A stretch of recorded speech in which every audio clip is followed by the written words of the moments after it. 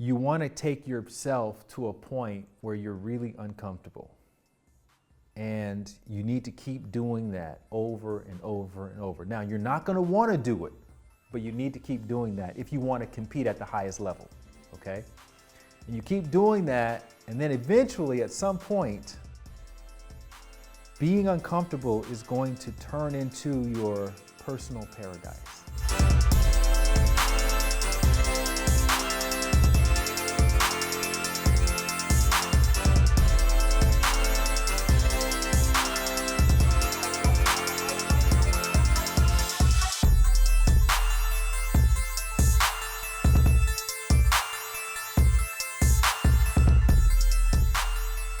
Welcome to the Model Health Show. This is fitness and nutrition expert Shawn Stevenson, and I'm so grateful for you tuning in with me today. I'm pumped about this episode. We've got a very special guest in the building, and today's episode is going to help us to just remember that we are, in fact, in the driver's seat in our lives in so many different dimensions. You know, right now it could seem like we're some crash test dummies, or it could seem like we're in the passenger seat. We've got Ben Diesel over here who's grabbing the wheel and just taking us on some wild, crazy ride, because life right now is very different from what it was a year ago. But at the same time, we are driving ourselves into a new future, and it's up to us to decide where we are going. But we have to realize that we have the power to affect change, if not just in our own lives, but in the community level and even at the global level. And so I'm really looking forward to today, because we're going to help to kind of reestablish that understanding of how powerful you are. And our special guest is an incredible gift of helping us to remember these things. So pumped about that. And even for myself, just adapting, having kids and working in ways of figuring out the education part of things. My youngest son, Braden, he just turned 9 years old, and he's doing virtual class every day. So I'm finding creative ways to make sure that he has less screen time as he's now tuned into that portal. So just having times of just, getting outside. We got his best friend, Avery, lives next door. We're so fortunate and grateful for that. So just getting the boys outside and having a structured time to be real people in the real world, and, playing some games, having some fun. And right now I'm really even realizing that so much has changed so quickly in our household, and seeing my son every day. He's getting up, he's reading his favorite series of books called Bad Guys, and I've got my book, and we're doing this practice together. But there was a time when he wasn't reading. There was a time when, when kids are small, and adults know this, parents know this, where you have this adult code. You could be talking, and then you could basically censor out, quote, bad words by spelling them out. You're talking to your significant other, you're like, he needs to put that SHI down. And now, I remember the day my son Braden was like, hey, I know what that spells. And I'm like, man, the adult code language has expired. There's a time when that happens. And it's a good time, because now, your kid can do the Aquila and the B thing, he can spell, but at the same time, it becomes more complicated with expression. But this is an opportunity for so many families to get reconnected, so we can pay attention to those moments of growth as our kids are getting older. For so many people, they look back, when you interview folks later on in life, that they just wish they spent more time together with the ones that they love. And this is giving us an opportunity to do that and to reassess things, and to never go back to the way things were when we were losing touch with each other. We were losing touch with our family, our friends, our communities, and just getting so wrapped up into the world of effects, and oftentimes getting wrapped up into our technology. And we just did a recent episode on that with Adam Alter, and if you happen to miss it, make sure to check that episode out. It is fire and incredibly insightful. But that's what it is today, finding creative ways. Innovation is a big key word, and even in today's episode, just figuring things out and making things work. And funny enough, my son's best friend, Avery, next door, his parents shot me a message. They were asking me, what's the best multivitamin? We're trying to get the bases covered for the kids. They have 2 kids as well. And number one, we want to make sure that it's whole food based and not synthetic versions of nutrients. And even taking it a step further, does what it said on the nutrition label actually show up in your body? Is what's on the nutritional label actually what your body is able to absorb? And taking these synthetic nutrients and putting it through these crazy processes to extract things from it, we lose a lot of the nutrients that your body is looking for. And also, conventional vitamins are just ripe with unnecessary, arguably dangerous additives and preservatives. And this is the first time in my adult life I went and looked this up. And I went and looked at the Flintstones vitamins ingredients, and I literally could not believe it. I grew up taking the Flintstone vitamin, all right? I enjoyed it. Basically it's just glorified candy, and it might give you a little bit of, some vitamin C so you don't get scurvy or something, but it's not really what it's cracked up to be. And some of the ingredients in here, they've got blue number 2. Of course, that's one of the most nutritious of all. The colors is blue, delicious blue number 2. Corn oil. They've got propylene glycol in here. They've got red number 40, aluminum lake, yellow number 6, aluminum lake. I mean, it's crazy. Hydrogenated soybean oil. This is the standard. For so many Americans, we grow up with this being the thing that we consider to be ideal for our kids. And it's just marketing, the Flintstones chewables, right? It's just glorified candy, not to mention, the sucrose. It's literally just sugar as well. We can do better. So of course, when we're looking for things, just to get the nutritional basis covered, food first. However, for many of us, we can struggle to get in all the nutrition that our bodies require to work at its optimal level. That's the key. So whole food based, and not only that, I told him very clearly, and this is something that his kids are already doing, especially his son Avery, my son's best friend. He'll come over to my house and grab this every day. And when it's whole food based, number 1, number 2, low temperature processed to retain the nutrients. That's another big key as well. And so when Avery comes over, he literally will go into our cupboard and he grabs a packet of the Organifi red juice. And when we're talking about does it translate from what's on the label to actually showing up and benefiting your body? Number 1, I want you to listen to this. So one of the highlighted ingredients in the red juice formula is acai. Now everybody knows about acai right now, but acai has an ORAC value of 103,000 ORAC value. That means it has 10 times more antioxidants than basically any fruit that you see out there on the produce aisle, right? 10 times more antioxidants. Now the question is, okay, acai, you're cute on paper, but how does that show up in the real world?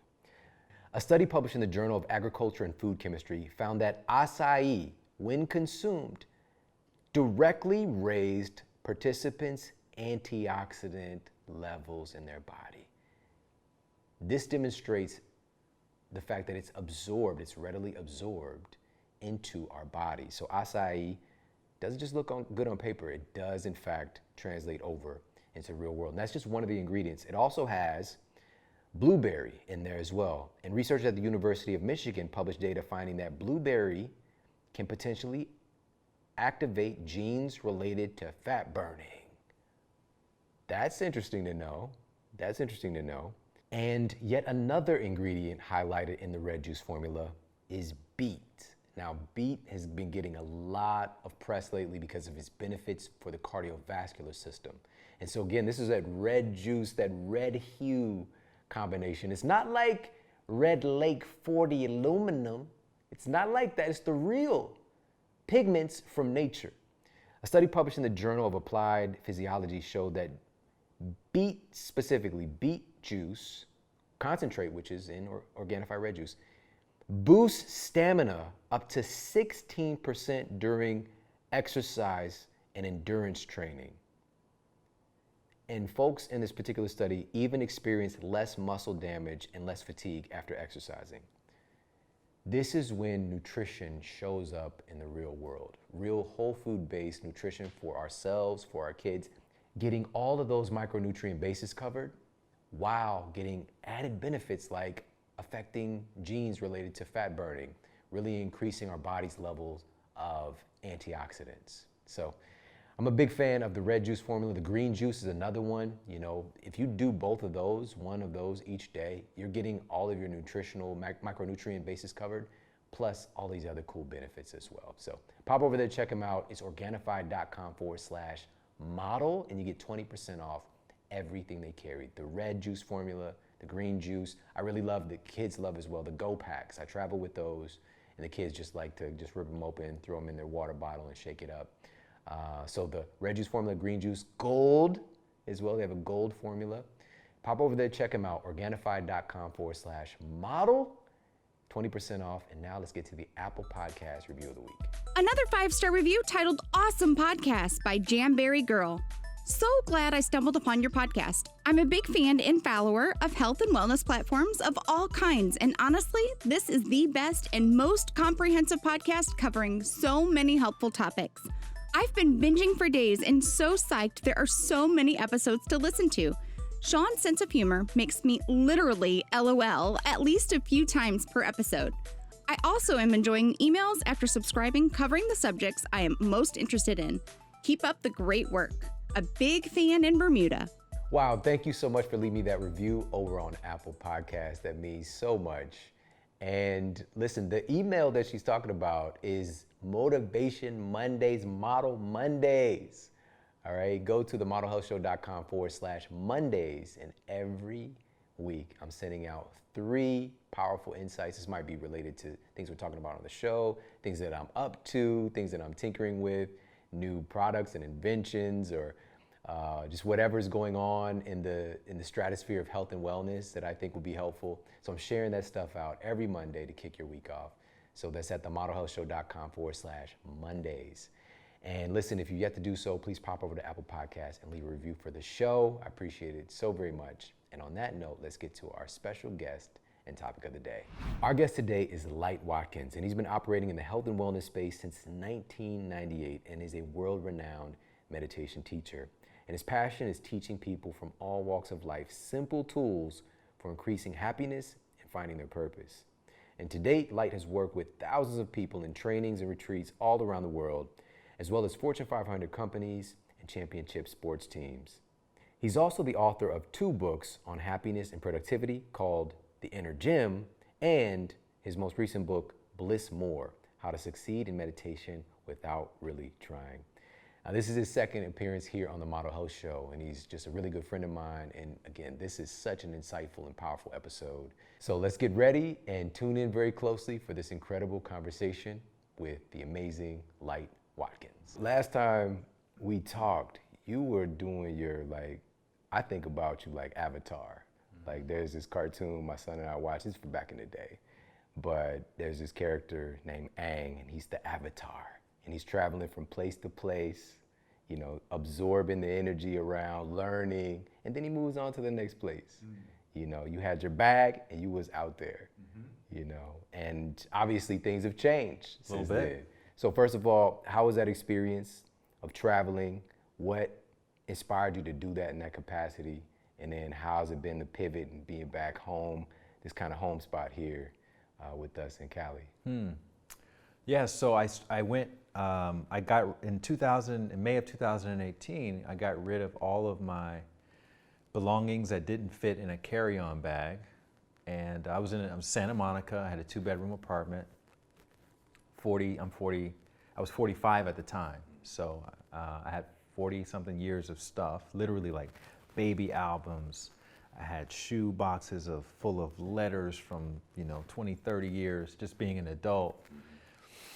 And so I just sort of methodically got rid of everything, and I threw everything, all the memorabilia out. I took photos of most of it, so I had it in the cloud.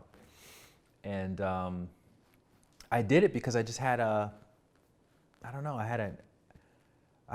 like minimalism and nomadic lifestyle was in the zeitgeist at the time, so I was getting this strong urge to have that experience. And so I just said yes to it because I had been practicing saying yes to stuff like that my entire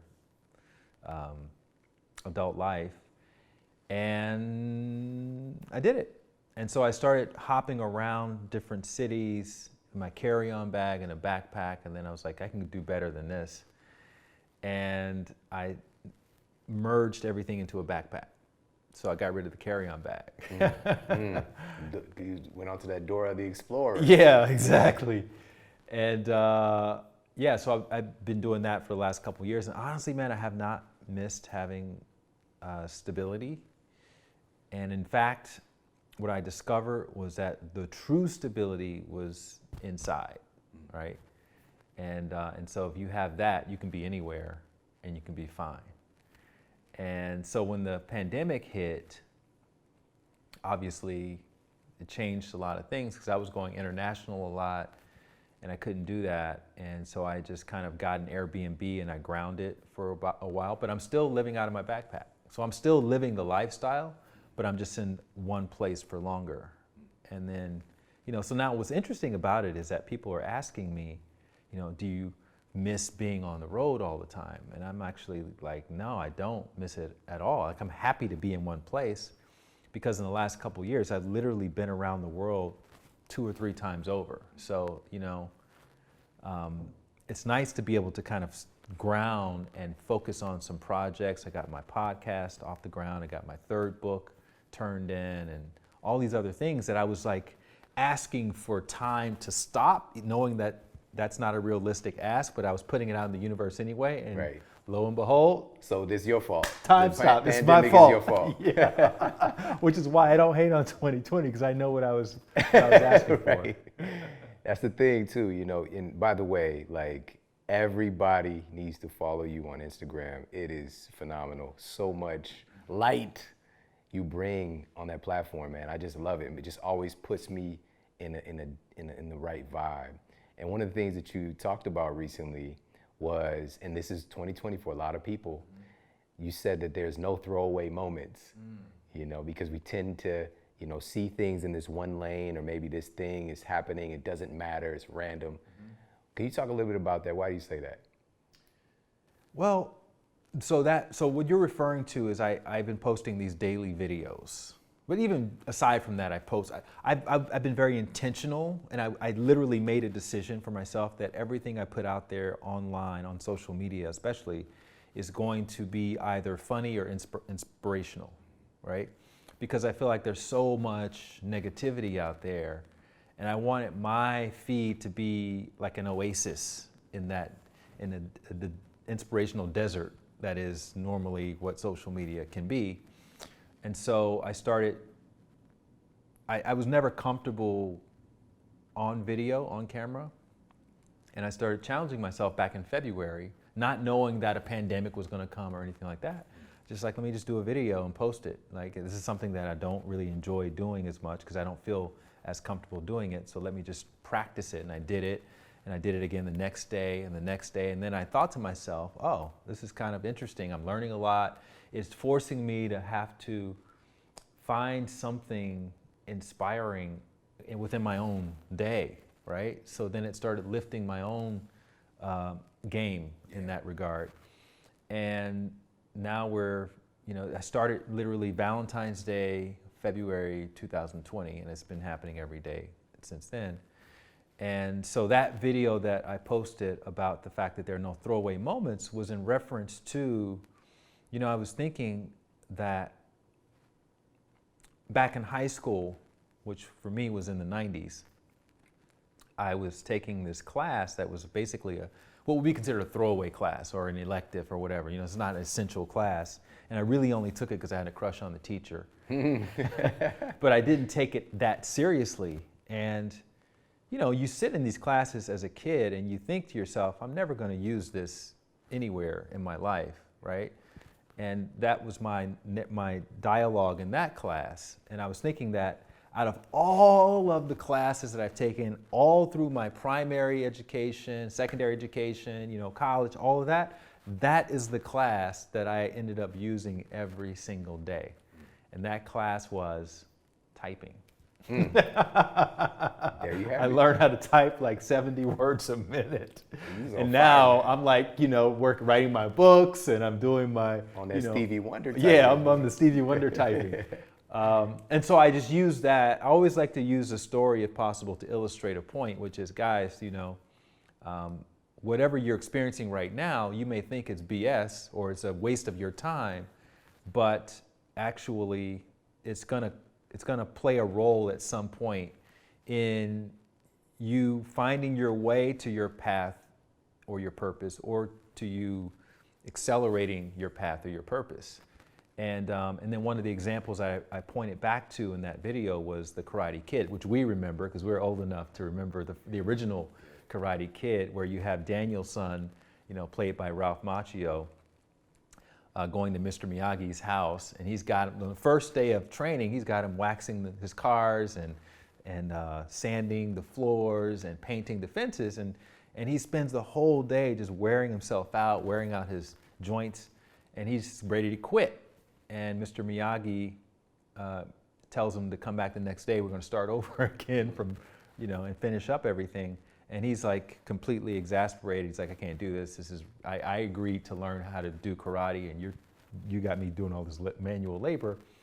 And so then Mr. Miyagi shows him that actually he was learning karate the whole time, because those movements are karate movements. And it's a really amazing come together moment for the viewer that happened within the span of a day. But what if that was what was happening in the span of a 10-year period of your life or 20-year period of your life, where you're doing something that you think is kind of rote and mundane and waste of time, but actually going through the process of that is teaching you about process, is teaching you about patience, is teaching you about, all these little learnings that you're going to apply to something that will be very meaningful either to you or to someone else in the future.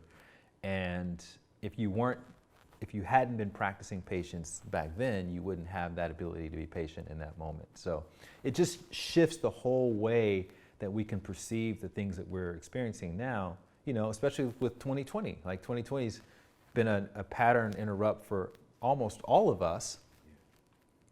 And it's given us an opportunity to reconsider things and to be patient and to start training at home and being innovative and all these wonderful things that are going to play out in who knows what kind of amazing ways in the future. So that was the point of that video, is that this is the greatest time because it's an opportunity to practice. Man, 2020 is the year of the Miyagi.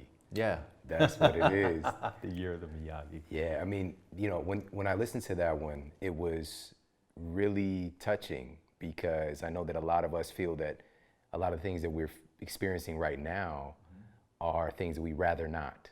And just pointing our attention back to, this is going to potentially add some kind of dynamic in your thinking or some kind of skill or capacity. Or, what's so funny is that you started the process of doing the daily video just prior. Right. These are the things I'm telling you, man, light is tapped in. You're tapped in. It gave you a head start. Yeah. And you rolled right into it, and you pivoted from what you were doing before to really doing a lot more online and sharing your gift that way. But it's still, the environment can help to draw these qualities out of us. Like you just said, being able to, a lot of us being here in their own homes trying to work, it creates a level of, we got to figure it out. We have to be innovative, And I think, this is the year the Miyagi, the year of innovation as well. And you also mentioned you creating a place of inspiration in a desert of drama, basically. I think that'd be the best description of it. And obviously there's so much tension right now, and it's not without reason, but I also feel that there is so much potential in this. So much, as we were just talking about this before the show, so much has been brought to the surface. And one of the things that I love about you and what you shared was, within this context, when people are debating about politics and debating about belief systems, you gave another analogy of the turtle and the giraffe. And I thought that was so helpful, just to give a new dimension of thinking when people seem to be so argumentative or just in completely different camps. Can you talk a little bit about that? Well, first of all, I want to give credit where I heard that, which was from T.D. Jakes.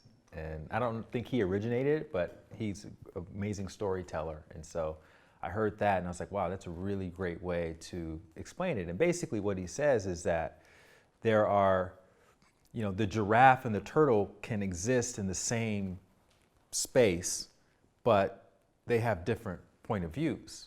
The giraffe's point of view is from the level of, the top of the trees. That's how they're seeing things. The turtle's point of view is from the level of the grass, and that's how they're seeing things. And so if the turtles give you a critique from their point of view, it doesn't necessarily have to apply to your giraffe perspective. And when we get into all these problems, when we're trying to communicate, it's because we're applying that turtle perspective to our giraffe perspective, or vice versa. So it's not saying one is better than the other necessarily, but we just have to understand people think differently based on their own circumstances, their own life experience, and it doesn't have to necessarily negate what we believe, or vice versa. We don't have to, diminish what they believe. We just have to understand that we think about these things differently, and maybe we have to agree to disagree, or we can seek to understand why they feel the thing. Like, what are you seeing from your perspective that I'm not able to see from my perspective, and vice versa? And I think that's where you really start to create a dialogue instead of a monologue, which is what ends up happening a lot on social media. You get these long monologue comments, but nobody's really dialoguing, right? And I think that's really the crux of the issue. Yeah, I thought that was so powerful, because the thing that came up for me, it might be a little unexpected, but I realized that this was a possibility for people to realize that when you have the context of the giraffe seeing from their perspective and the turtle seeing from their perspective, if we can just venture to accept that we can't see everything. Right. If you can just have that insight that there's something that I'm not seeing here, and carry that with you into conversations, carry that with you into whatever it is that's on your social media feed, instead of just being so inflamed because you're seeing things from one point of view. I think that creates the space for actual dialogue to happen in the first place, just realizing I'm not seeing everything. But whether it's Democrat or Republican, and I know that a lot of people are thinking, well, I'm the giraffe in this situation, I could see so much. But the giraffe has never seen its own junk. It's lived its entire lifetime, doesn't even know what's happening down there. But the turtle also has its other benefits. It's not just what it can see, but the turtle lives freaking, 200 years or whatever the case is. Giraffes up there fighting with their necks, slinging their necks around. It's crazy. We all have our benefits. We all have our potential, things that could be considered negative. But being able to blend those perspectives together. Yeah. Like, hey, like the giraffe, like I could see there's predators over there, you need to be careful. And, the turtle can be like, hey, I see that you have, a yeast infection or whatever, being able to look up and see what's happening with the giraffe. This has got way too out of hand. But when we can marry these perspectives together, man, that's where, true connection can take place. And I love the fact that you said this, one perspective is not better than the other. Yeah, and I think that's really important to remember, because we like to make it either or. And we need to understand that there's a lot more both and happening out there than there is either or happening. And if we can approach these discussions from that perspective, I think it will take that charge that is on there that can trigger the hell out of everybody. It can just kind of diminish it just enough to maybe shine a light in there so that other people can see, oh, okay, well, they're not attacking me, they're just presenting their perspective, and maybe there's something I can learn from that perspective. Right. Because we're waiting on the other person to do that, but it's like, right. Generosity begets generosity, love begets love. So somebody has to go first, right? And if you know better, then it's on you to go and have that broader perspective. Yeah, I think that's one of the biggest flaws with relationships, period, and connection, is this idea, even that it's 50-50, because it's not. It's 100-100, And when we're coming into it, especially expecting the other person to respond how we want or to say the thing that we want, we just create suffering for ourselves, you know? And I know this intimately as I look over at my amazing wife. But when we realize, like, you know, this is on me, my response, my perception, my ability to try to perspective take, to imagine what it's like to see from the turtle's perspective or the giraffe's perspective. And I love that analogy, and you could go on and on with it because there's so many other creatures. You could do a whole in the kingdom podcast just on the perspective of the animals, you know. But you know, and I want to ask you about this, man, because truly, we can feel it. Like there's something is happening. You know, we can even say many of us feel like there's something not right. Something's not sitting right. There's something off. The world is off its axis a little bit, and they might not feel like they understand or what their place is in all of this, and they just feel out of sorts. What would you say to that person who's just like having a difficult time right now with all of the tension that's taking place? Man, well, you're right. I think there's a lot of tension, but I think, you know, I did a video today about expectations and how when someone is disappointed in us or when we're disappointed in them, it's not really you that I'm disappointed in. It's my expectations of you that is leading me to be disappointed. And so if I can be aware of that, then that could be a sign for me to go in and look at my own expectations, because that means that I'm not reading the situation correctly, right? I'm thinking that you're going to do this, but you have no intentions of doing this, and I may not know the full story about why you're not interested in doing this thing that I'm thinking that you're going to do. So the moment you don't do it, and I'm expecting you to do it, I have to either accept the fact that I had an expectation that was unmet, and that's really the crux of the problem, or I have to project onto you that you're this kind of person. You're a narcissist, you're selfish, you're, you know, whatever. And meanwhile, you could have no idea what's going on in my mind. So really, it's self-generated, right?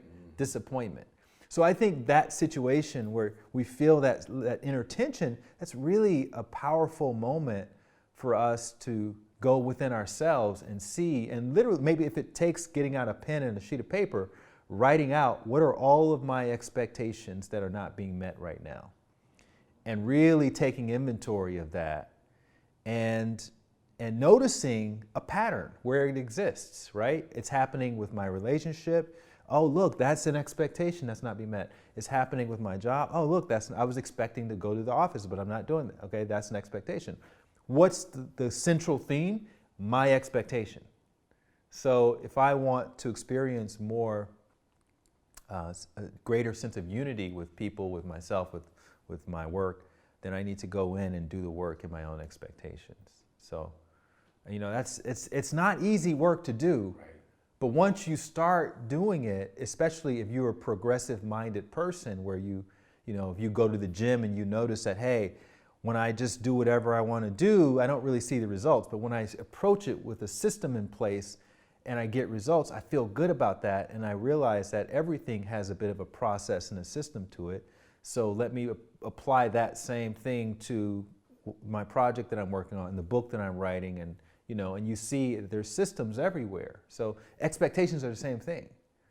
You know, if you're experiencing a lot of disappointment and tension and all that, you'll see a pattern if you look for it. And so that's what I tell people, is just go within yourself. That's usually the answer to 99% of the problems, is go within yourself. That's true, that's true. And I could tell you from firsthand experience, this is so right and so powerful, because and it creates a level of freedom and certainty, and you're lighter when you have this perception. Because with my wife and I, we'll even say it. I'm wanting for you to respond a certain way, or she's wanting me to respond the way that she wanted, and that's what the problem is I'm not doing the thing that you wanted me to do. But for us to put that on another human being with all of their different dimensions, it is literally setting you up for problems within yourself. And so when we can see that quicker, it's just like, oh, you're just not responding how I want you to. And it's me, it's something I can change or I could talk to them about versus like, again, you make that snap judgment. You didn't do the thing that I want, you're a bad person, or you're trying to hurt me, or whatever the case might be. And it's just simply, we manufacture problems. We're so good at it. But this leads to another thing I want to ask you about, because within that context, so my wife and I, she just said we've been together 16 years. It's crazy. Our relationship can get a driver's license now. That's amazing. But prior to that, like, first of all, when I met her, I didn't even have a phone. I didn't have a cell phone. But we were prior to the dating, the online app, the app dating. And you didn't miss out on anything. Man, I could just imagine never mind. So you had a piece that you did talking about the most important dating app. Yeah. Can you talk a little bit about that? So I like to use a lot of metaphors and analogies and stories in these videos. And they're all like 2 to 3 minute long videos. So it's mostly generalizations, which I openly acknowledge, because that's, you can't speak to everybody's individual situation. But I talked about how the most important dating app out there is the one that we have inside, which is really our intuition, right? So our intuition obviously is kind of like a GPS.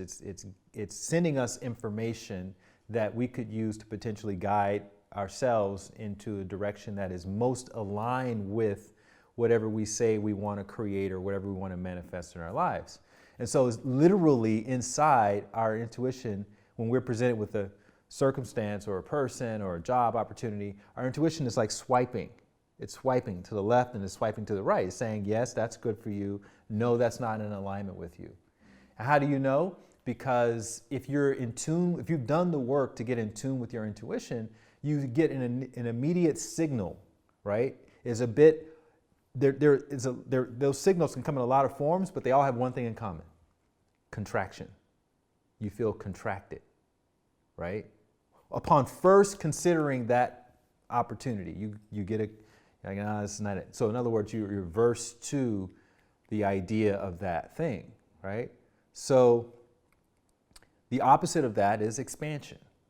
So when your intuition is swiping to the right, which is in the dating app world, the yes option, right. I don't know which way it goes. You feel a sense of expansion. And again, this is upon initially hearing about this opportunity, right? Yeah. Now, maybe later, when your mind gets involved, it'll start talking you out of it and tell you all the reasons why it's the scary thing to do. Then you may feel some contraction. But that's why I said you have to do the work to kind of develop that relationship with your intuition so you start to trust it. Because usually the first impression is the correct impression before you start analyzing it with the mind. So we need to be in tune with that. And now when we go into the dating apps, or if you're meeting someone in person, your body's already telling you, your intuition's already telling you, hey, this is person, you need to swipe right on that, And instead of having to do the whole thing where we try to analyze it and evaluate it and go to the tarot card reader and pull a card and go to the psychic and get our palms read, and we get all this external feedback about what we should and shouldn't be doing. Meanwhile, we have a tendency to neglect the internal app, which is telling you clearly this is the person that is aligned with what you said you wanted. You entered in the destination on the GPS. This is the quickest way to get there. You missed that turn, fine, we'll reroute it, right? Mm-hmm. But it's still always rerouting you back to that destination. Right. But you trying to go over here because you saw a bill, it just looks, more glittery or something. So when we ignore it, usually that's where we cause self-inflicted wounds and problems, and which is fine because that's how we learn to trust it. So it's all a part of the process. Eventually, yeah. And that could be a 10-year, 20-year long, process. Or it could be today. It's just, and that's the part of doing the work, And I think that's another big barrier for a lot of people is they think I have to have a certain amount of time in something, a certain amount of years of experience. It doesn't matter if you've been doing it for 20 years or 1 month. It matters if you get it. And a lot of people battle with those things. Like somebody's been doing something, you know, in some space for 20 years. There are people who have been doing it for 1 year who are 10 times more successful. The time is not the issue. It's whether or not you do the work necessary to quote, get it. And I think that part of when your app isn't updated, your internal GPS, what are the symptoms of that? That's right, I forgot about that part. Yeah, you got to keep the app updated, the internal app. And that's where the inner work comes in. So, you know, your meditation, your journaling, your therapy, and all that stuff.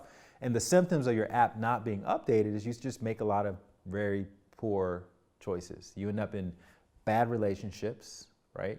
You end up with poor health. You end up with bad finances. And when I say bad, what I mean is there are situations that if you had to choose, you probably wouldn't have made those choices, right? Obviously, you can end up in something that looks like it's a bad thing, but it's a clearing period that's kind of pushing you through the things that you thought you needed that you don't really need anymore. But at some point, they were valuable for you. But usually when you're in that flow and when you're in alignment, even if you're moving through one of those rocky periods, you still feel expansive, you know, inside. And you understand that this is a part of the process. Just like when you're working out, like Ronnie Coleman says, like, you know, everybody wants to be big, but nobody wants to lift these heavy ass weights. If you understand, there's gonna be some tension involved in growing these muscles and getting those guns. And I have to be comfortable with the idea that there's gonna be tension. And in fact, the more I fail in the gym, right? If I take myself to the point where I can't lift anything else, that's a great workout. So you have that mindset going in, even though in the process, it feels very uncomfortable. And you're doubtful about whether or not I can get this last rep, right? But you push through, you do it or you don't do it. But you know, okay, I took myself as far as I could go there.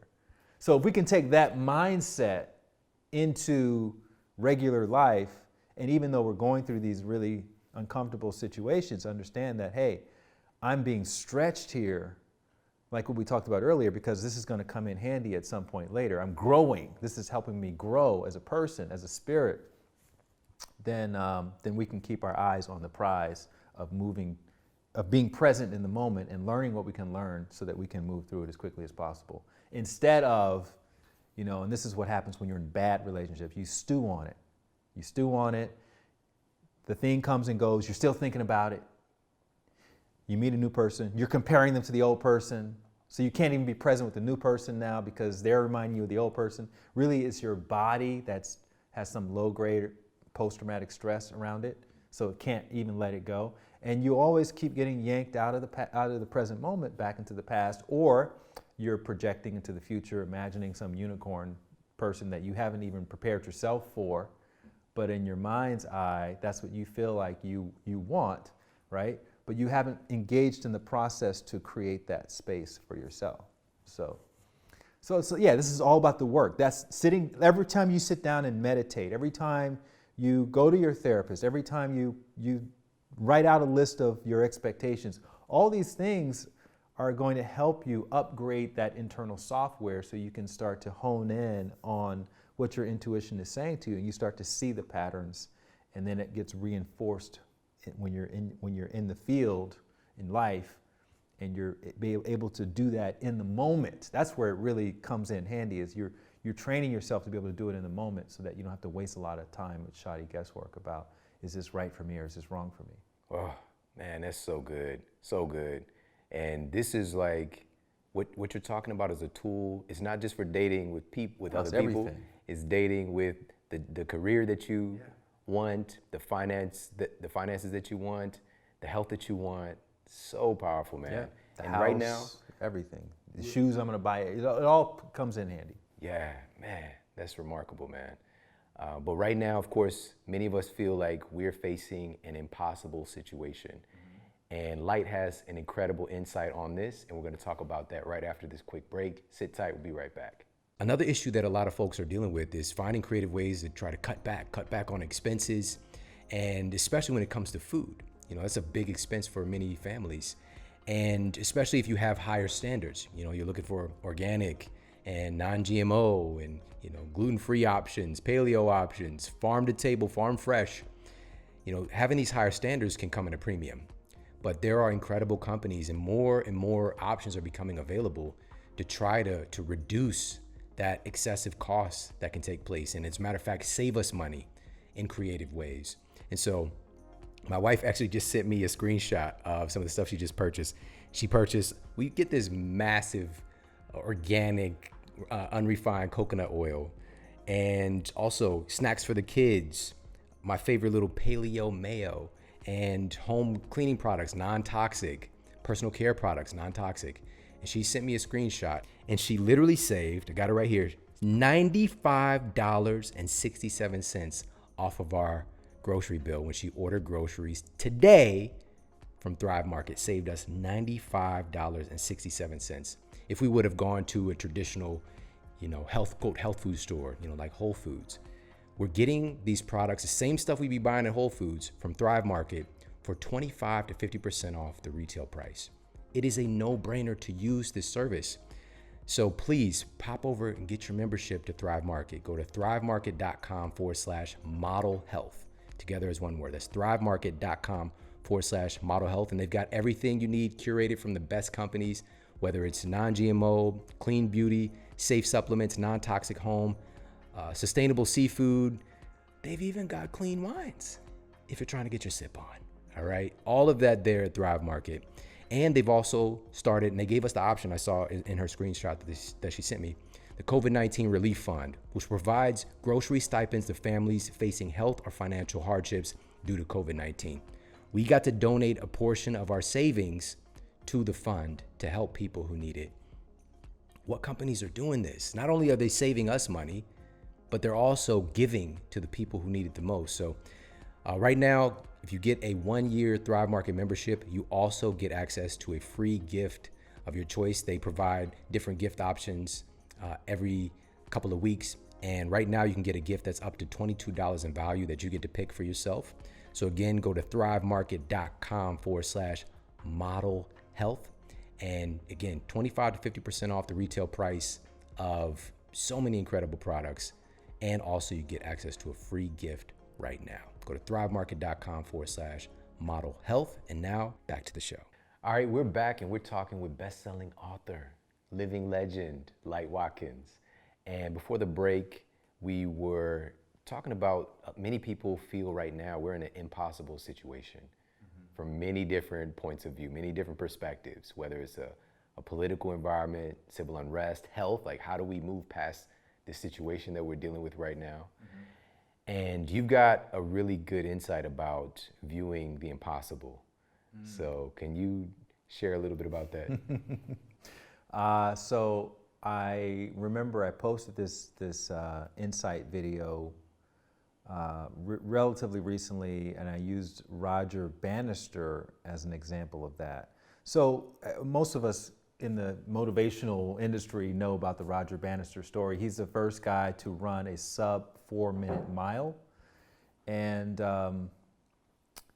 when you look at his backstory, though, it's a pretty remarkable feat because people have been trying to break that record, the 4-minute mile record, for over 100 years. And they had an idea, scientists and people who study anatomy and biology had an idea that in order to do that, you needed a really good coach, right?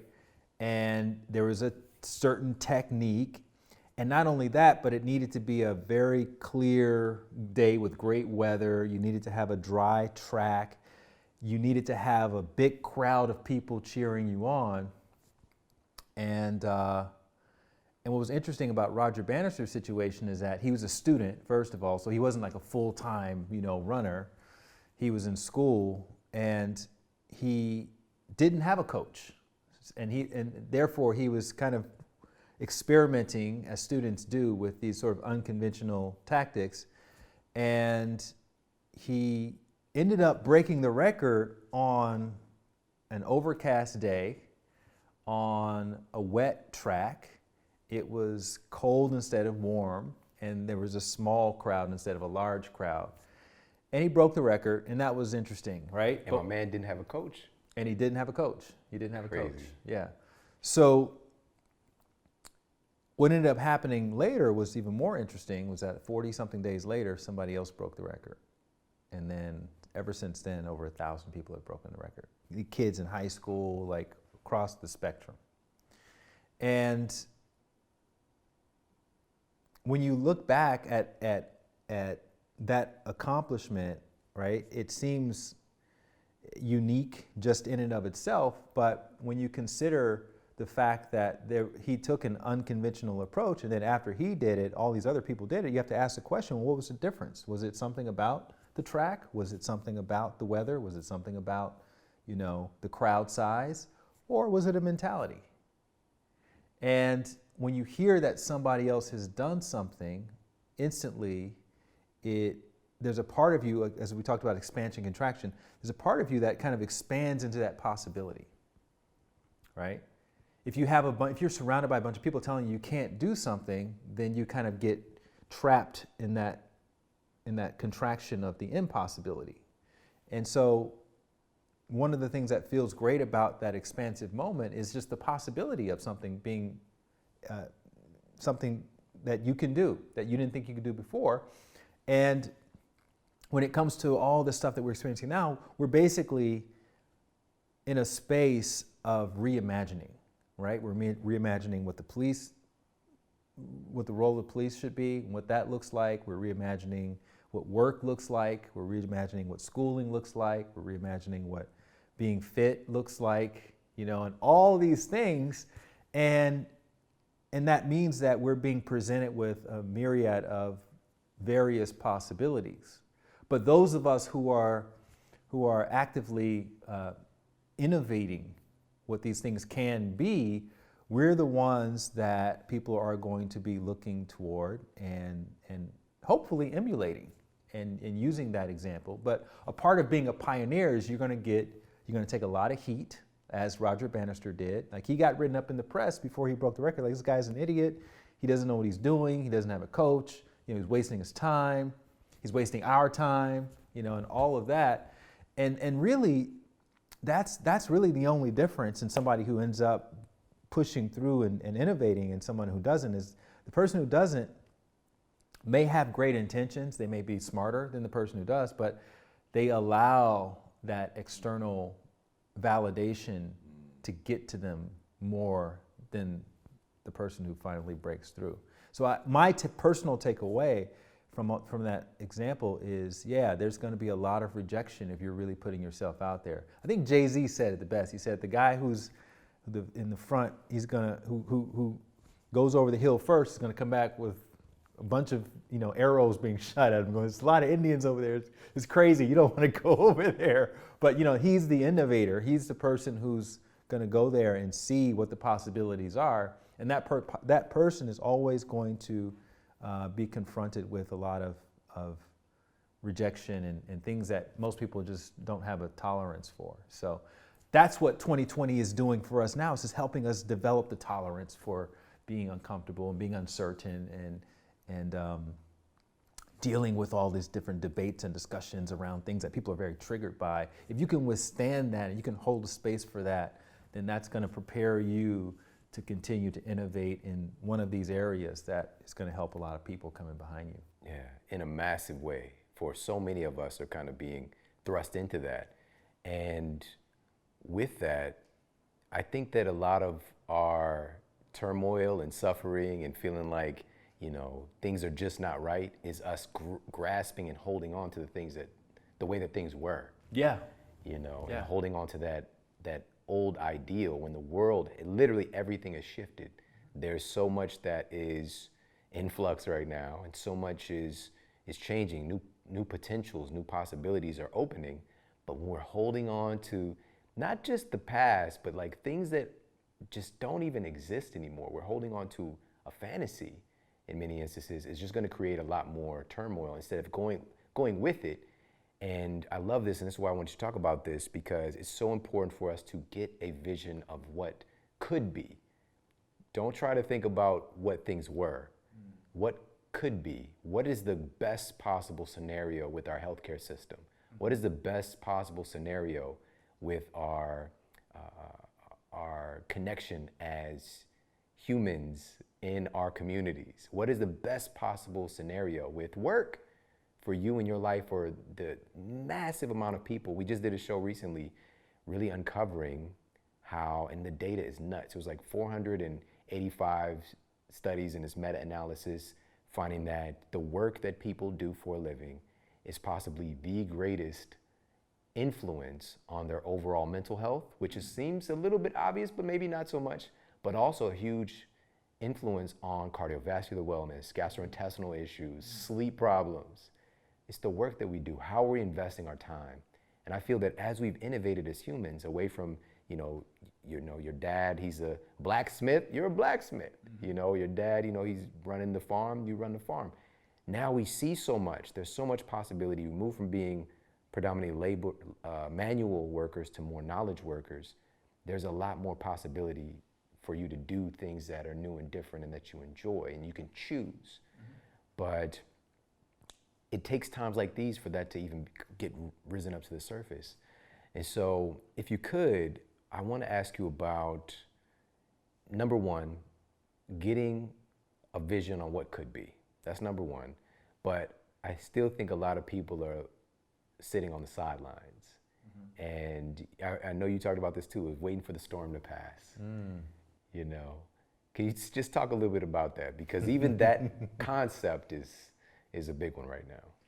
Yeah, I think I was making reference to a quote. I can't remember the quote. So I do these videos every day, and I put a lot of time into them, preparing them and producing them. But then I'll go on to the next video, and then the next video, and I can't remember the quote I used for that. But the idea was it's kind of like the Rumi saying, which is the cure for the pain is through the pain. And so instead of waiting for the pain or the storm or whatever to pass, we have to understand that that's an opportunity for refinement, whatever it is. And so leaning into that and becoming an active participant and if it helps, I don't know, seeing it as a classroom, like, okay, this is a classroom, this thing that's challenging me right now. Am I gonna sit in the back of the room, or am I gonna sit in the front of the room where I can really pay attention and see what I can learn from this experience? Or am I gonna sit in the back and stare out the window and wait for it to be over and hope that it's not so bad and all of these things, in which case you become a passive participant in your own life experience. So then the question becomes, well, when are you gonna become an active participant, right? Because the way you do anything is the way you do everything.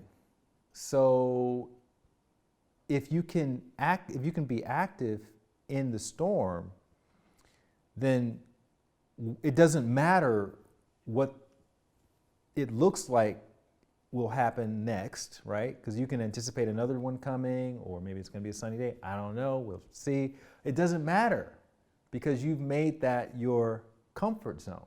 I'll tell you a little anecdote that I heard recently. Again, it's not mine.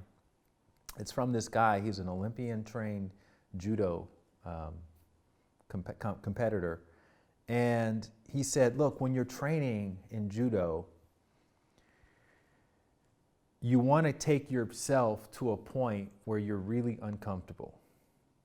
And you need to keep doing that over and over and over. Now, you're not going to want to do it, but you need to keep doing that if you want to compete at the highest level, okay? And you keep doing that, and then eventually, at some point, being uncomfortable is going to turn into your personal paradise, right? Then, when you get into the competition and you're competing with this other person, the way you win is all you do is you take them out to your personal paradise. And you don't have to do anything. You just take them out there and just watch them drown. I just love that. Yeah. I love that. I'm not talking about the sort of cutthroatedness of it, but literally drowning somebody. Disclaimer, we're not advising drowning people. Right. But But what the idea is, in order to be an innovator, in order to be a creator, right? In order to have a podcast where you've had 400, 500 something episodes, you've been stretched to that point of being uncomfortable, you know, going to the last minute, having to do something and run around and put stuff on pause and upset the wife and, you know, neglect the kids at certain points, probably, I'm imagining, I don't know. But yes, okay. Injuring yourself, like all of this stuff. Like there's nothing that's separate from that. And yet you kept saying yes to it, right? And so you know, you develop a confidence that you're going to be able to perform in any situation, right? So there's a pandemic. Oh my God, I don't want to get COVID. You're like, okay, well, it's going to be harder to do a podcast with COVID, but we'll make it happen. You know, so that lives somewhere in the back of your mind, and that can make all the difference in you embracing a possibility versus you rejecting a possibility because you've already foreseen your own demise. Man, so I'm literally inviting people into my paradise. Yeah. That's powerful, man. That's profound. You know, there's a thread here that I know does not get discussed enough. Because, you know, for me, I'm very science-minded, and I've never shared this before, but it's a lead-in for me. The science is a lead-in to help people to have these conversations. Because, in truth, and I share this with my wife all the time, I literally marvel at how little we know, like all the time. And we use science to kind of make sense of the world in which we understand so little. And there's this constant striving to try to, you know, figure things out. But some things are so unexplainable. There are principles to them, and we're connected to it, but we don't have the science to describe it. And what I want to talk to you about is, I believe you phrased it as smoking out the universe, how to smoke out the universe. And when I watched this video, when you talked about it, I immediately thought of this scenario. This was probably maybe 12 years ago. And I was driving, and I had been, so much in my life had changed, you know, so much. And I really felt this was the direction that I needed to go. I really needed to stop playing small, stop reserving myself and saying, well, I need to do this thing, I need to do that thing, and just focus on really getting in my gift. Because I saw, you know, I would get on these stages or I would do these classes, and it was just like there was something profound that would happen. And not just from my perception, but the things that people would go on to do after having an interaction with me. And I was just feeling like there was a lot of also things were very similar to right now. A lot of things were in flux and changing, and there's turmoil, and there were obstacles and challenges.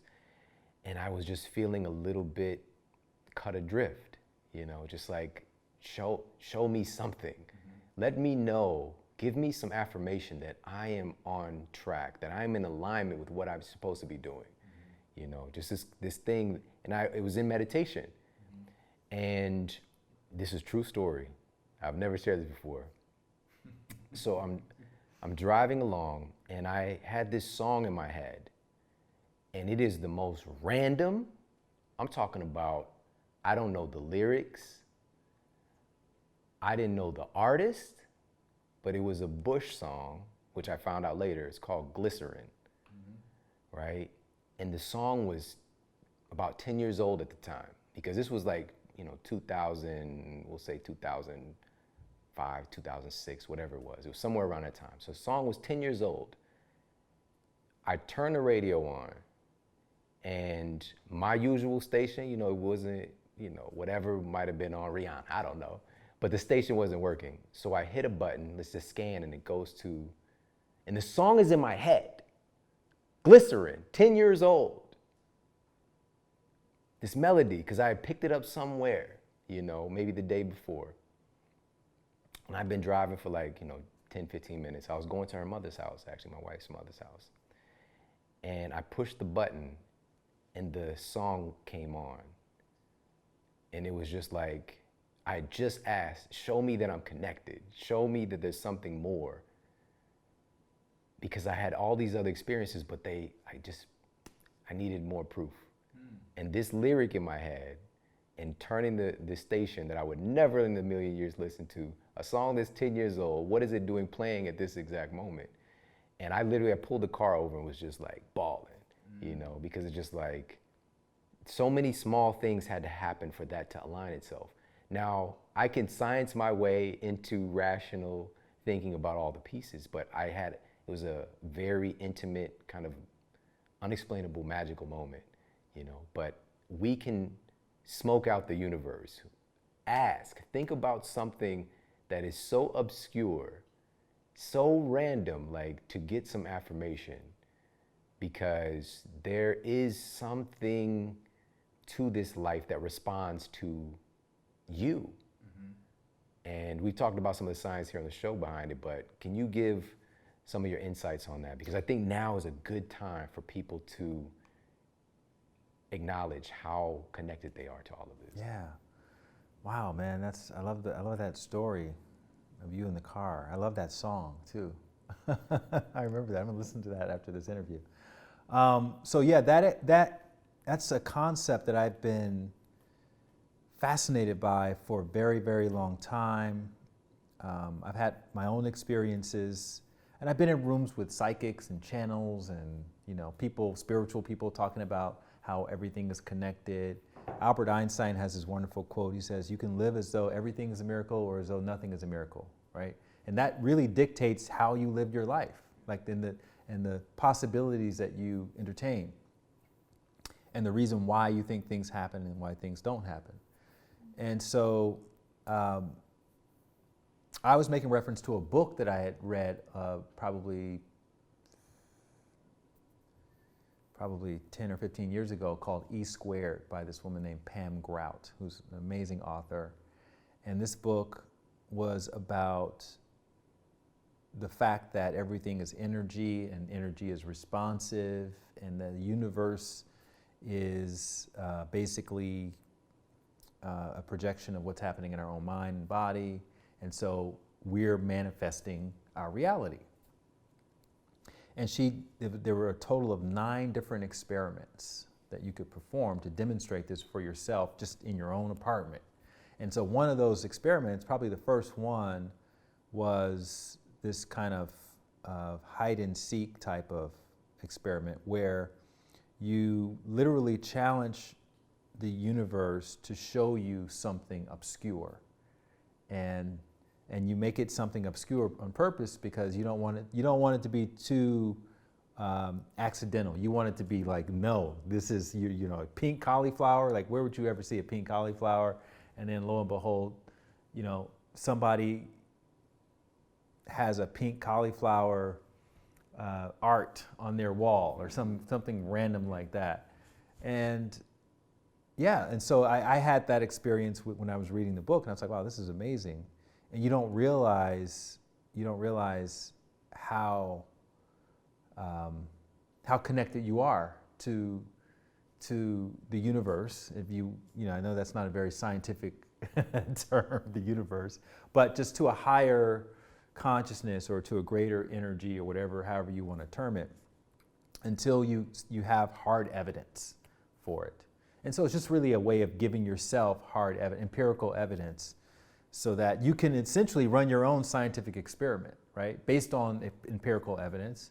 And it only has to work for you. It doesn't have to work for anybody else. And that may be just enough to get you to buy in to a possibility that you've been entertaining already. It's not like you're gonna see necessarily new possibilities. You already have plenty of possibilities. Everybody does, right? It's just that, like you said, we play small with ourselves so much. Like, we mastered the play small game. But very, very few people will entertain the possibilities that seem unattainable. And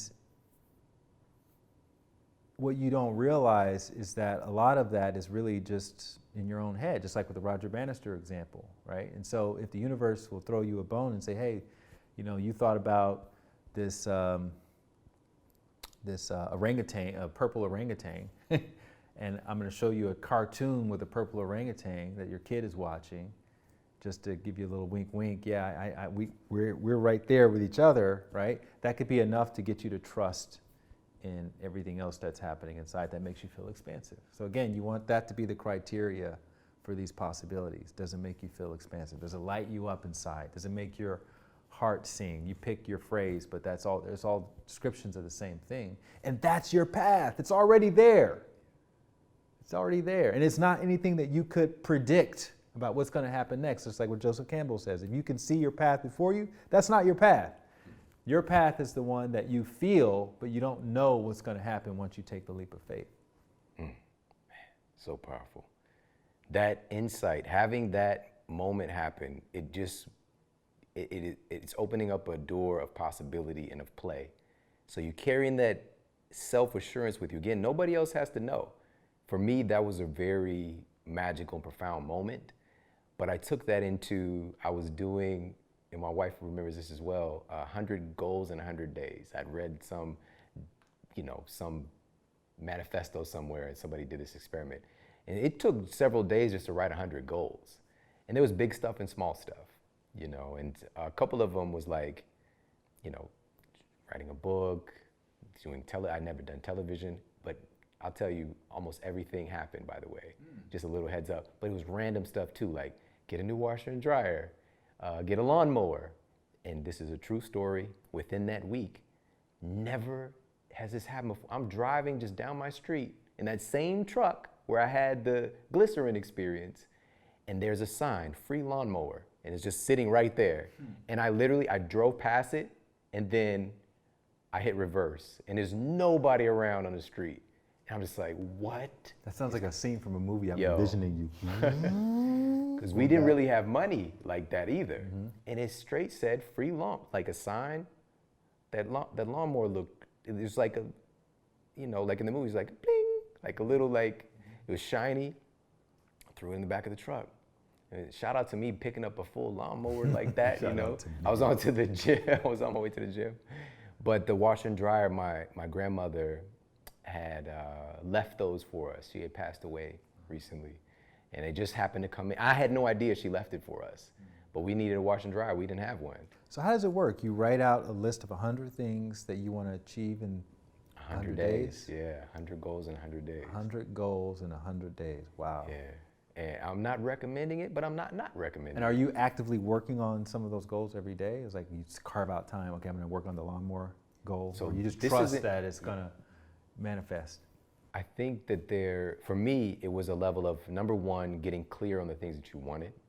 And number two is just simply walking in the direction or just being yourself and living, because those things were already in me, and so I just continued to doing the things that was required of me to be the type of person that can have those things, Even me, if I wasn't going to the gym, I wouldn't have seen the lawnmower, but I couldn't have guessed that would have happened in that context. So it's just like, it's living your life. You don't just sit there on your butt and wait for, Amazon to deliver it. Well, they probably could now, you know what I mean? But you live your life, you keep qualifying yourself.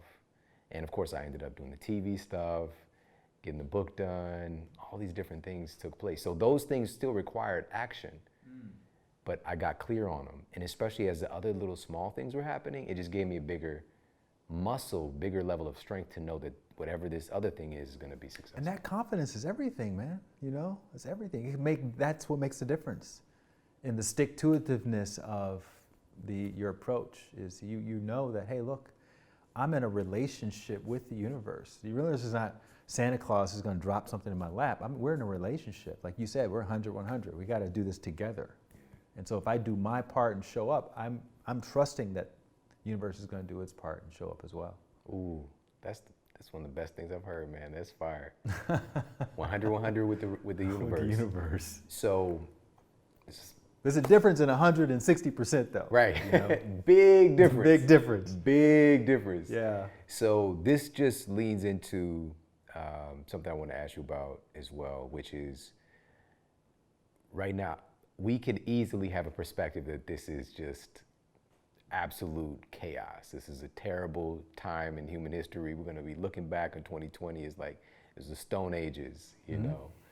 But you said, you said that this is actually the best time to be alive. Can you elaborate on why you said that? Well, I think every moment really, if you're, it's the best time in correlation to how present you can be with it, right? Because if you're present, you can see opportunities. If you're not present, you see problems. It's really that simple. So we could dress it up and, you know, put all kinds of nice airy-fairy language around it, but that's basically what it is. And so if it was 2021 or 2028 or 2032, it's the same principle applies, right? You can focus on the thorns, or you can focus on the roses, and but there needs to be an understanding that with the roses, you're going to have thorns, right? So if you're looking for one or the other, that's delusional. That's delusional. And if you're living a delusional life, yeah, you're going to end up in the, like we said, the bad relationship, the bad health, the bad financial situation. That, again, it could be a part of your journey, and that's great, but if you want to be an active participant in your own creations and manifestations, we need to graduate from that sort of delusional approach to life where we're waiting for something to happen or waiting for someone to give us something, and become more of an active participant. In 2020, because it's here and we have all of these communities reimagining all of these different systems and the possibilities, this is a great time to let your voice be heard, and for your passion to lead the way in whatever direction inspires you, right? And not discount your contribution because you don't have a certain education or you don't know a certain type of person or group of people, right? You're just as important, your perspective is just as valid as anyone else's, even if it's just to contrast with whatever else people are talking about and help people understand, have a better understanding of their perception. So it's all valid, and we just want to wake up to that and just understand that, you know, this chaos that we're experiencing is happening not because it's happening not because some force is trying to punish us. It's happening because the force is sharpening us, it's stretching us, it's helping us grow into our potential, both individually as well as a society. And so really it's just a shift of our own individual perspective and perception that can allow us to fully step into that. We can step into it 10%. I think most of us are kind of into it, you know, maybe 10 or 20%, like, oh yeah, this is a nice change and all that, I get to read.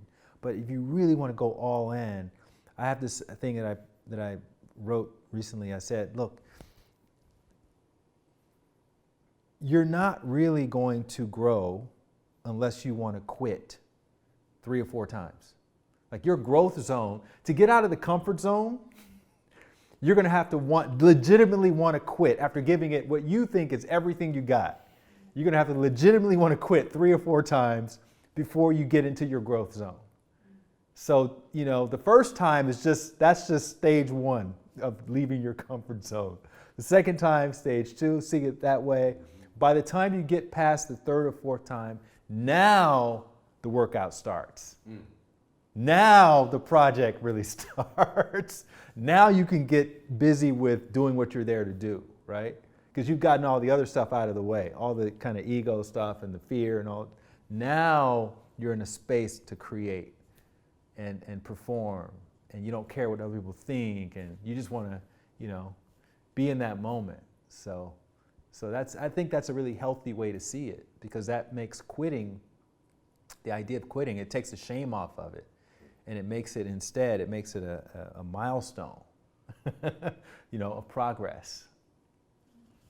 Powerful, man. Light, dude, first of all, can you let everybody know where they can follow you online? Give your Instagram. You have to follow him on Instagram. It's one of the best things of my day. And sweet, also where, you know, pick up your book. I know you got some more stuff coming. Well, of course, we're going to have you back on. Yeah, so I'm at Light Watkins, L-I-G-H-T Watkins, everywhere, pretty much. So lightwatkins.com, Light Watkins Instagram, Light Watkins Twitter. Are you on Twitter much? I pop in there from time to time. And then I have a book coming out called Knowing Where to Look. So just a little, just to flesh it out a little bit more. So these videos I've been posting are an extension of these daily emails I've been writing for almost 5 years, called the Daily Dose of Inspiration. And so that has carried over into just, videos and all this other stuff. But the book that I'm working on now, Knowing Where to Look, is a sort of compilation of the greatest hits of the Daily Dose of Inspiration, which is where I draw the ideas for the videos. So it's all kind of feeding each other. And I'm really excited about introducing that book into the world because it's all short form stories and anecdotes and parables and observations that people could use when they're giving talks, or people can use just to make themselves see things from a different perspective, and hopefully, again, become an oasis in your own personal life where you may find yourself in a dark space, just to help bring a little light into your living room, your bedroom, your car, wherever you happen to be when you're experiencing that. And it's such an important time for it, man. 100%. So we need more light, brother. Thank you so much for sharing your gift. Thank you, man. Thanks for facilitating it. Oh, man. You're invited into my paradise, man. Yes, your personal paradise. Yes. Thank you, brother. Everybody, thank you so much for tuning into the show today. I hope you got a lot of value out of this. And I mean, just going back to the very first point of there are no throwaway moments. Every single day, everything that we're going through right now, and even historically, has provided an opportunity for us to learn and to grow and to really transform our lives. And he shared the analogy of the typing class. And when he shared it, I thought about my story is kind of the opposite, because in that typing class, the first day we had a competition, or you setting your baseline, who's the fastest. And so I was in the top 2, me and some girl who shall remain nameless, all right? But I was in the top 2. I was staring at the keys the whole time though, and so I'm like, this is how I'm gonna do this. I wanna be fast, I wanna win. And so I wasn't practicing the principles of what the teacher was instructing, which is to stop staring at the keys and learn how to do this without looking. And so even at the end of the class, I still could not look at, and by the way, everybody surpassed me. I was in the bottom 2 by the end of the class. I could not let go of the concept of not looking at the keys. And it wasn't until more recent in life, when I started writing books and everything, that I learned and let go of looking at the keyboard so that I could, type at my full capacity. And I think that in a situation like that, and for all of us in these no throwaway moments and what we're facing right now, is to learn the lesson, to go with it. As these things are happening, stop resisting, understanding that right now there is some turbulence, there are challenges presented to us, but these are opportunities for us to learn, for us to adapt a new way of thinking, for us to help to develop more compassion and understanding, and to be able to perspective take when we need it so much. No throwaway moments. There's opportunities knocking all the time for us to be a little bit more of ourselves, all right? And it might take 10 years, it might take 20 years before you stop staring at the keyboard, or you can do it as it's happening. Be there with the lesson as it's going down.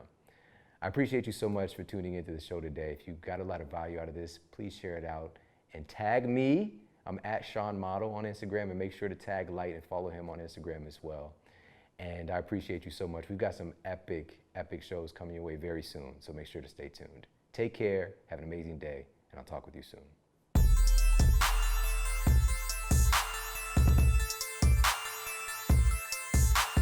That video was on YouTube for less than a day, and it was banned, removed, censored, and for the elaborate reason of it violated community guidelines. But the bottom line is it gave voice in a comedic, sarcastic way to alternative thought